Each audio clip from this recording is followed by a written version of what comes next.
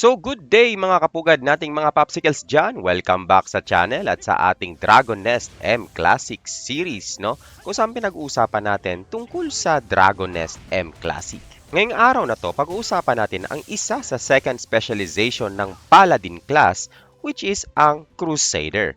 Ano ang mga build plan suggestion ko dito at ano ang mga focus in terms of core stats. Papakita din natin ang mga level 50 skills nito pagdating sa December, no? Kasi bakhang darating na sa early December ang ating level 50 cap. So, ihahabol na natin itong mga level 50 classes na to mga papsi. So tara, bago natin simulan, pasukan muna natin ang saglit na intro. Hi, I'm Papi Labs. I create gaming content based on my own experiences while sharing tips and guides as I progress through the game. Don't forget to subscribe and hit that notification bell so you won't miss any of my adventures. I'd like to hear your suggestions and insights and feel free to leave them in the comment section. At syempre, bago ang lahat, shoutout time out muna sa mga kapugad nating mga supporters dyan sa Frost Hill server at ng Envious PH, lalo na kay Oreo Cookies, no? Maraming salamat sa suporta niyo mga papsi at mga kapugad. So tara, simulan na natin ang video mga paps. Okay, simulan muna natin sa unting disclaimer mga popsicles, no, na ang build at guide na ito ay base lang sa personal kong experience at testing dito sa Dragon Nest M Classic. Iba-iba pa rin ang playstyle ng bawat player kaya hindi ito ang perfect or ang mandatory build kapag ikay magko-Crusader. No, layunin ko lang talaga magbigay ng insights, reference at ideas para makatulong sa inyo na makapagplano ng sarili ninyong build na bagay sa gameplay ninyo. Ito lang naman ay kung paano ko lang din siya nilalaro, no? At para magbigay lang din sa inyo ng ideya. Gamitin nyo lang kung ano ang tingin nyong nababagay sa playstyle nyo bilang Crusader. So, yun lang mga papsi. So, quick introduction tayo sa Crusader mga papsi, no? Isa ito sa second specialization ng Paladin na papuntang DPS type of playstyle, meaning damager to. Para ito ang Moonlord ng mga clerics, mga papsi. Though melee ang kanyang mga skills nito, once na naging Crusader class ka na, meron ka ng mostly range type of mga skills, mga papsi. No, mid to long range ang mga skills mo. Tulad ng Judgment Hammer, Holy Relic, at iba pa. Ang unique kay Crusader mga papsi, at unique na unique talaga to sa Crusader mga papsi, no, is kumpara sa ibang mga DPS classes mga papsi, is ang hybrid mechanics nito at core stats. At ito yung isa sa mga gusto ko sa Crusader. Kasi kahit ano ang pumasok na stats sa'yo papsi, pwedeng-pwede niyang gamitin yan, no? Ibig sabihin, may benefit siya sa lahat ng mga DPS stats board, mga papsi. Isa na doon ang number one, no, ang priority natin is elemental, light elemental to be specific. Number two is intelligence, tapos strength, and then agility in order ng priority para sa akin mga papsi. So doon mo siya, yun yung priorities mo in terms of stats mo. Pero lahat yun papsi magbe-benefit ka. So as these stats go up, ang overall damage output ni Crusader lalo pang tumataas mga papsi, no? Kasi parehas magic at physical damage ang kanyang kit baga, no? And then light elemental. Convertible lahat 'yun sa light elemental mga papsi. Prayo pa din natin ang elemental, ang int in my opinion sa stats na to. Kasi mostly ng skills ng Crusader is mas mataas ang magical damage scaling na mga skills in terms of pagiging hybrid niya. For example, no, yung electric smite niya, mas mataas yung magical damage nun kumpara sa physical damage. So, mas mataas pa rin ang scaling ng magic, int at light element niya. Pero okay na may strength at agility ka dito mga papsi kasi yung dalawa na yun is nagdadagdag pa rin yun sa overall damage mo. Ito ang class na may mataas na benefit sa lahat ng DPS na board. Papakita ko rin dito mga papsi, no? At the same time, again, yung light element, huwag niyong kalimutan mga papsi. Okay, so ang main role ng isang Crusader mga papsi na class is really light elemental DPS. So, mas kinukonsider ko siya na elemental type na class talaga mga papsi. Kasi in my experience, no, kahit maka full revelation ka na set sa isang Crusader or sa isang, let's say, Paladin na naka-Crusader path mga papsi, hindi niya pa rin matatapatan ang damage ng naka-full light elemental na Crusader. Naka-light elemental ka plus buff ng cleric or ng priest mga papsi, no? Plus yung aura mo. By the way, yung aura ng Crusader dito, papsi, ang laki na ng dagdag ng Light Elemental. Meron lang talaga tong synchro gaming sa ibang classes, which is ipapaliwanag ko rin siya mamaya, papsi, to fully maximize at magtatap to sa DPS mga paps talaga, no? So ayun, yun yung main role ng isang Crusader, isang Light Elemental DPS. At sa mga klase sa Dragon Nest, si Crusader at Inquisitor ang nangingibabaw sa Light Elemental talaga. Wala na akong nakitang iba mga papsi. Wala pa kasi yung ibang classes eh. No, lalo na kung may magkasama tong dalawang to. Ito yung sinasabi kong synchronization nila papsi. So, nagko-complement tong Priest at Crusader during Nest Run. Perfect synchro tong dalawang classes na to. So, mapa-Saint man yan, Inquisitor, at tsaka Crusader papsi. Grabe yung magiging DPS mo dyan, Papsi. Lalo na kung marunong din talagang tumingin yung Saint or yung Inquisitor at matiming yung paglagay ng inyong Papsi, ng Cure Relic. No, yun kasi yung nagbo-boost ng malala. Grabe sa Light Elemental damage yung mga Papsi. Di ko lang siya mapapakita dito sa inyo mga Paps, no? Pero yung isa ko kasing alt character sa main natin kay Papi Labs, no, is paputang Crusader Path yun. And ayun, nag enjoy po talaga ako doon.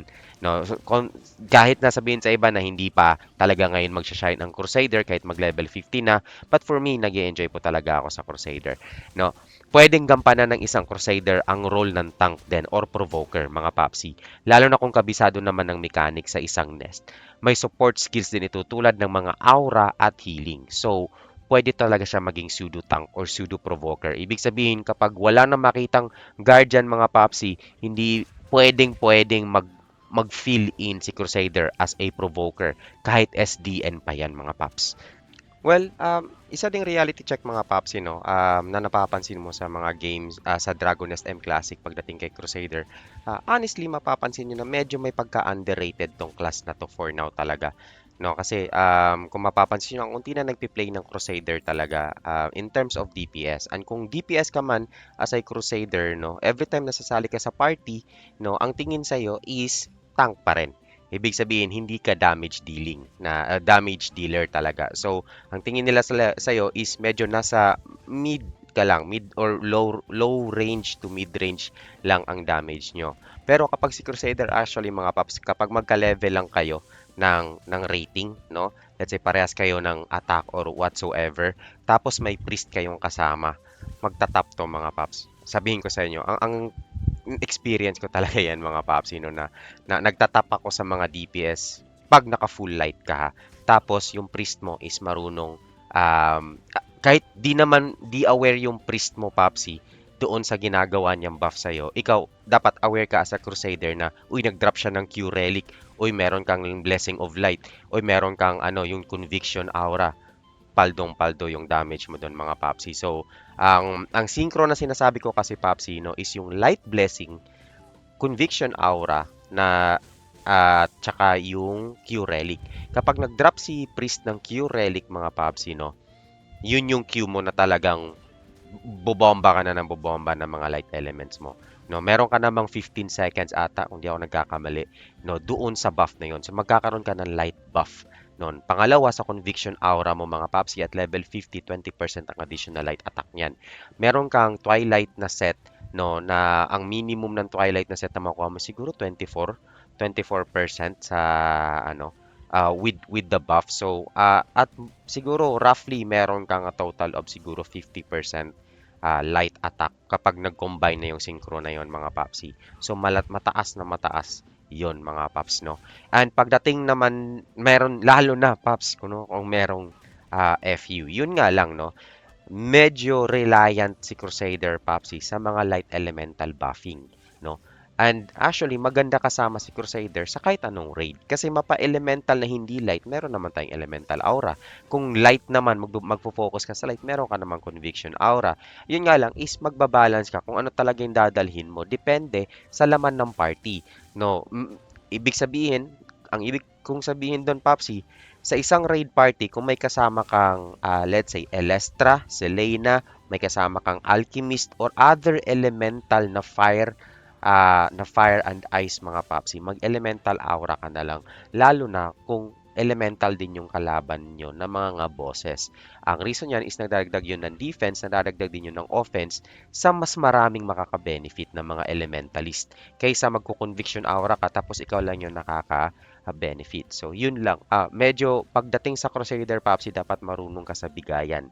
No? Kaya marunong kang bumalanse kung kailan mo gagamitin ang isang specific na skill para sa mas marami ang makaka-benefit or gusto mo ba ikaw lang nakaka-benefit. Okay, so tara mga paps, pag-usapan naman natin ang core stats natin dito. So ang core stats natin dito is wala nang iba kundi focus tayo sa again, kung kaya nyo pataasin ang light elemental attack nyo mga paps, i-prioritize nyo yun. Pangalawa is int or wisdom. Pangatlo is yung magic attack nyo, no? Pang-apat, makakapagdagdag din kayo ng distraction tsaka strength. Maglagay din kayo ng critical chance at critical at the rest ilagay nyo na lang sa HP, defenses at mga iba pang resistance. Yun ang ating mga core stats dito sa ating Crusader mga paps. No, pagdating naman sa gears mga paps, no, simplihan ko na lang talaga to para sa inyo ng mga paps. Kung meron kayong tier S, recommended ko ito, yung full Sea Dragon gears pa rin. For now, ang mare-recommend ko. No, kung wala pa tayong SDN at farming pa rin tayo, pwede kayong mag-stay sa Apok lang muna until such time magkaka-Archbishop set kayo. Yun lang ang mare-recommend ko. Full set na mga yon mga paps. Mamili ka lang SDN, Archbishop, yes, Archbishop or kaya Apocalypse kung wala pa kayong Archbishop. And then, still, ang mare-recommend ko is Tier S. Ang reason is malaki kasi ang scaling ng Tier S na mga gears, mga paps, no? Pagdating sa accessories, okay, ang mare-recommend ko lang talaga dito, mga papsi, is full Twilight accessories pa rin. Ang nakikita kong the best sa class na ito in terms of light elemental damage, plus ng kanilang conviction aura, light blessing, at saka Q relic ng priest. Yun talaga ang makikita nyo, malaking boost sa damage nyo talaga.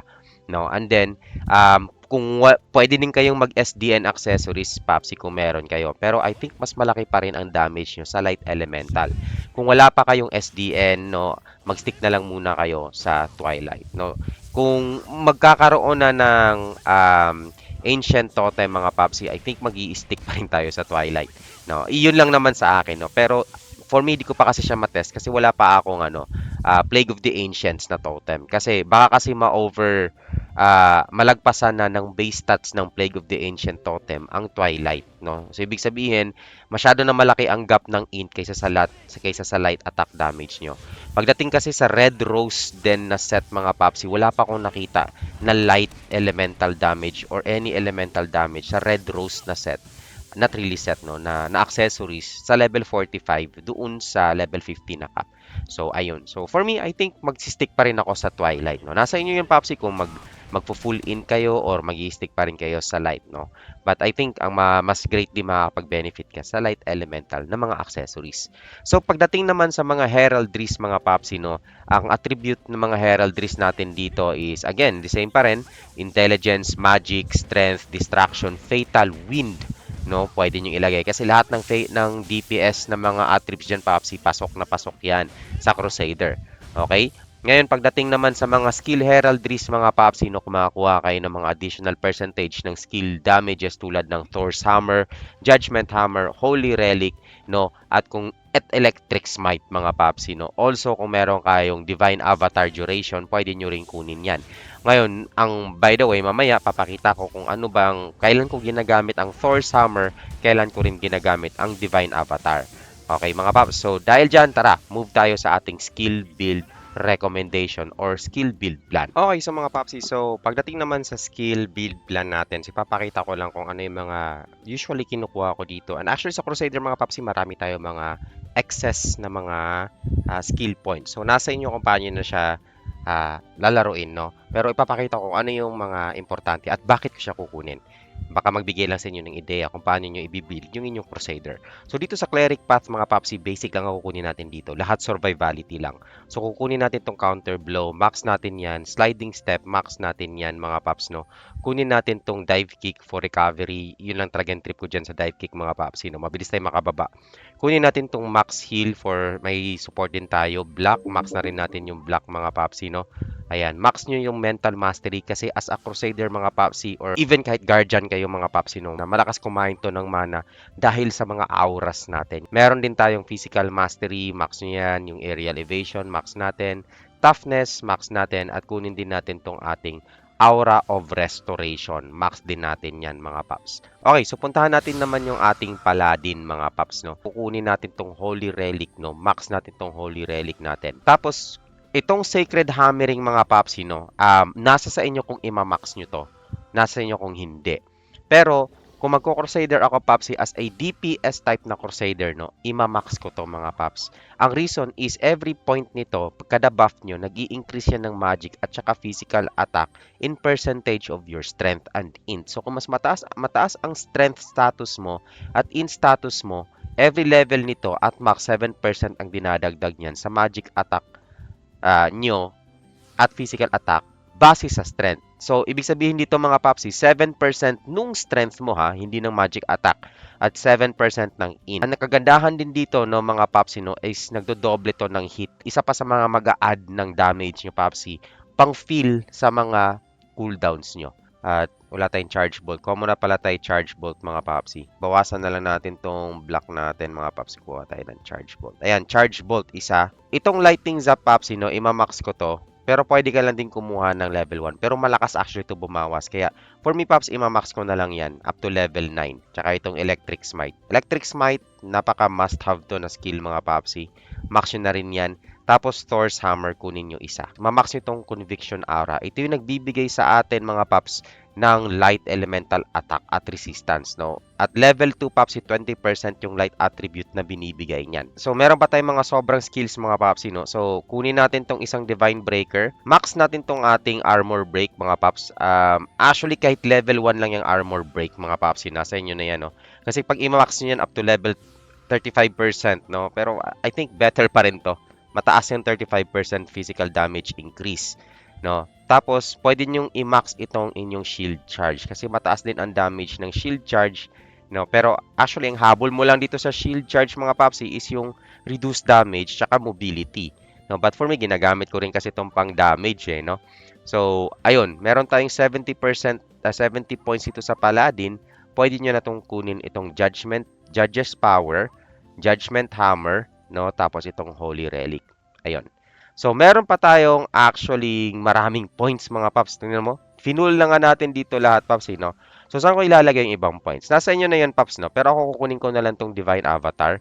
Tapos, siguro kukuha ako, it's either Provoke, no? Or ilalagay ko na lang siya dito sa ibang skills ko sa Cleric. It's either itong Charge Bolt or itong Block, no? Itong level 5 na Block, Paps, 6 blocks na yan, eh. So, I think okay na yan, no?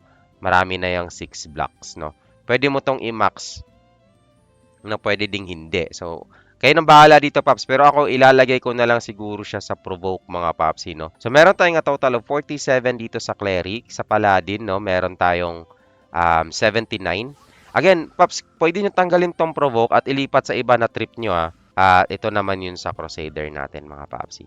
Okay? Okay, so few mechanics lang dito sa mga skills natin, mga Paps, no? As a Crusader, no, para mas ma-maximize nyo talaga yung damage nyo. Attack, no? Nasa 2102. Yung magic attack naman natin is nasa 1661.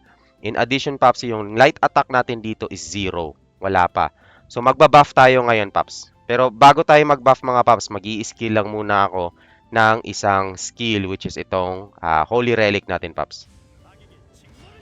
Okay, so may 3,700 tayo na damage, no? Ngayon, magbabuff tayo ng ating Judge's Power, mga Paps.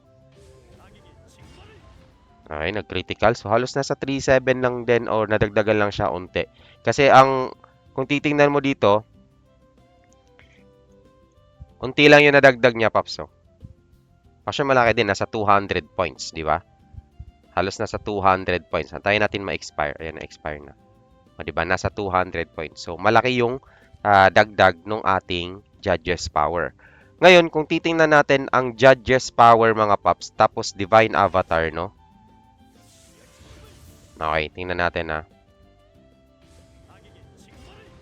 So, nasa 5,800 yung damage. Nag-Divine Avatar lang. Divine Avatar yan. Okay? Tsaka Judge's Power. Okay, 5,576. Ngayon, antayin natin ma-expire tong dalawang buff na to, Paps. Tapos, magko-Conviction Aura tayo. Tapos, Holy Relic. Para mapakita ko sa inyo kung gaano ka-importante ang Light Element. Okay? So, pag nag-buff kasi tayo ng ano, Paps, pag nag-buff tayo ng Judge's Power tsaka Divine Avatar, ang nagdadagdag lang doon, Papsi, is itong Attack Power tsaka Magic. Walang light yon. Walang light attack. Ngayon, maglalagay ako ng aura, Papsi. Conviction Aura. Okay, Conviction Aura, mga Paps. Tapos pagda-drop tayo ng Holy Relic, Paps, ha. Boom. Na-critical lang siya, 9,000, Paps. So, siguro nasa halos 4,000 yung damage niyan ng non-crit.